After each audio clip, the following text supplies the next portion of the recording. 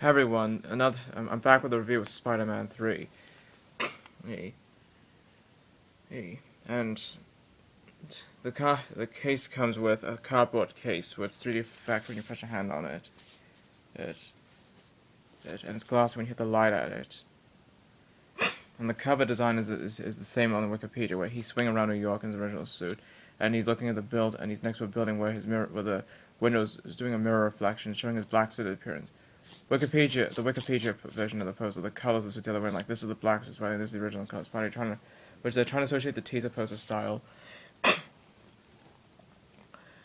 And it's to this edition, and Evening Standard quoted, it's the most joyful film of the decade, made and stuff. And of course, if you can see these white tips around here, that means it's raining, which I don't know why they chose that.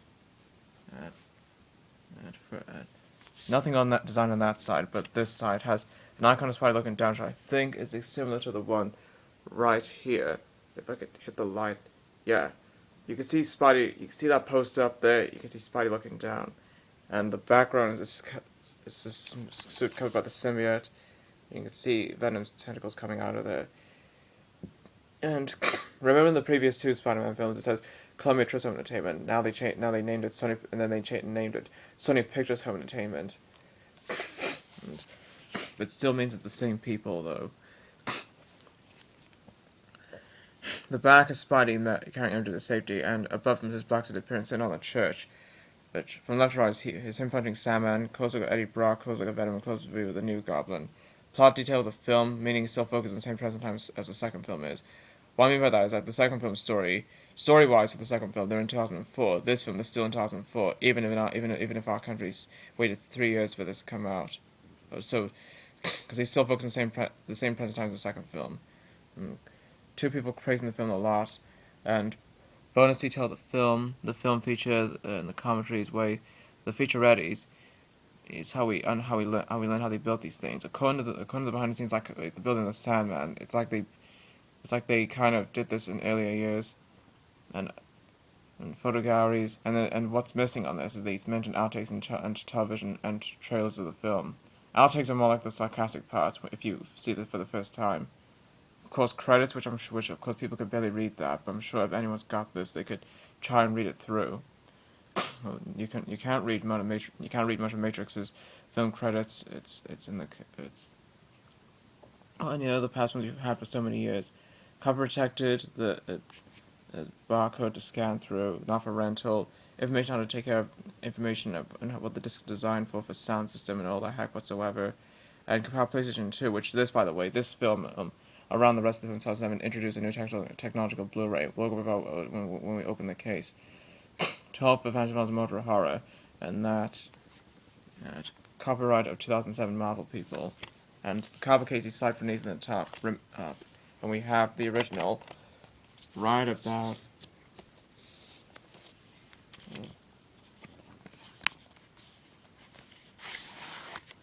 here. The same as all the others, but it has this. Yes, see where the camera's pointing at the center of the screen right now? That. Because if you can see that 3D thing next to the copper protected thing, but in the copper case it doesn't have that. I guess because of this. It's because the real cup is supposed to take care of that. Inside, we have a booklet advertisement for an HD television, a Spider-Man trailer on Blu-ray. Of course, there are two images: the small image and the large image. I think Blu-ray existed in 2007, and thus they've introduced that. And a PlayStation 3 uses an example of a Blu-ray player. And as we scroll around, we have Ansel American Airlines. I doubt that trip is available. Last minute trip to New York. I doubt that's available. The Spider-Man Sony Ericsson Walkman phones. One in red and one in black, which I think the blue adapts in the black, so that was why they didn't put the blue anyway with the red, so they kind of scratched that. As you can see, it has Spidey looking at his arms smothered by the symbiote.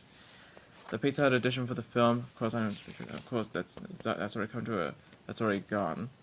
Then the merchandise like the White Blast and the Final Battle scene and the game, which I thought that Spider decals because they redid the suit is because they redid this suit again.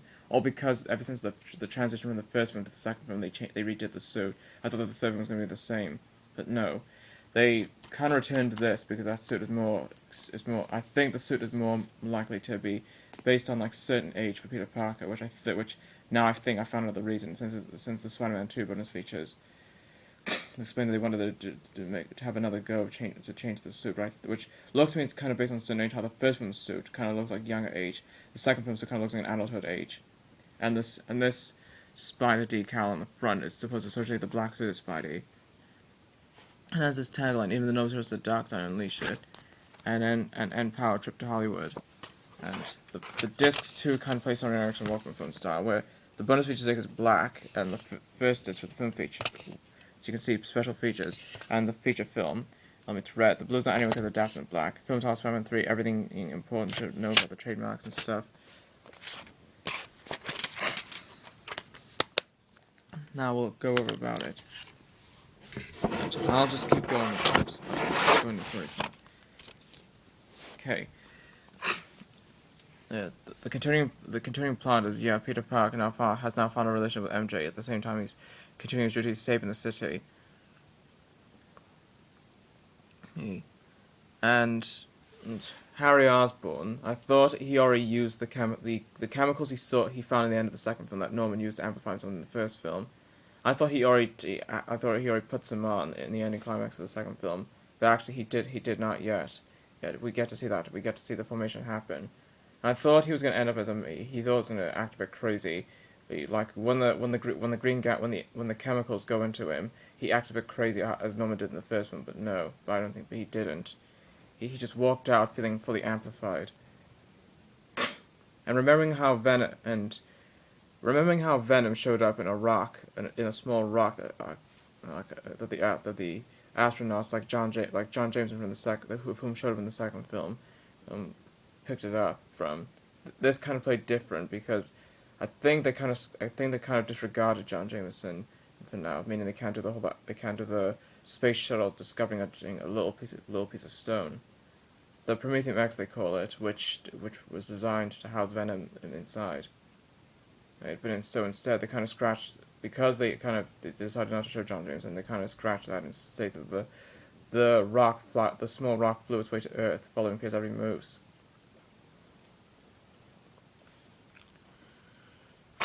And the Sandman story is different than there being some kind of the Sandman Flint Marko. Oh, his story is different from all the Spider-Man villains so far. He's trying to help his daughter from a dying condition, and if anybody agrees with me that that's different, that makes him different from all the other villains in the Spider-Man universe. Tell me what you think in the comments beneath this video. Oh, but I can see why he Carradine stole the money from the wrestling, only because they need to use all that money to save a daughter from a dying condition. But one thing but that leaves me curious, seriously, if a medication costs expensive to save anybody from a dying condition, I feel awkward by that.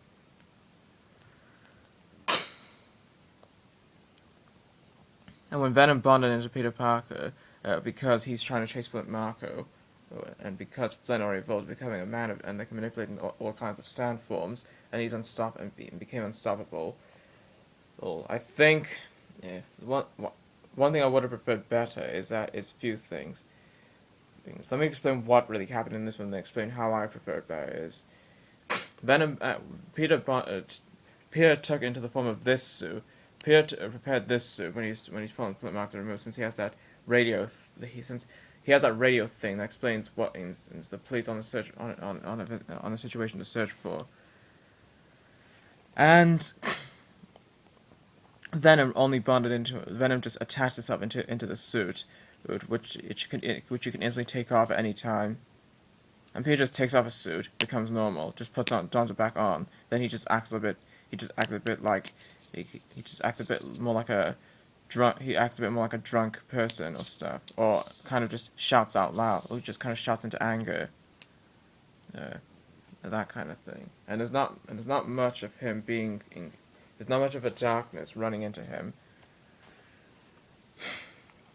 And what I would have preferred better is that what I would have preferred better is that like how you saw in the anime. If you know the Spider-Man animated series, if anyone's seen the Spider-Man animated series, he can morph into becoming Peter Parker, then morph into becoming then morph into Venom, preparing to chase somebody. He can morph into all kinds of things. Things. Rather than putting on a suit colored in black. So that way, a darkness can take him over, the film had enough time. He could instantly just play too much violent actions, such as trying to threaten someone that hard, trying to threaten people in a way that the Peter Parker they know would never have done, and they could have done it that way. But until it ended when he hits MJ, he now realized he was instantly wiped out.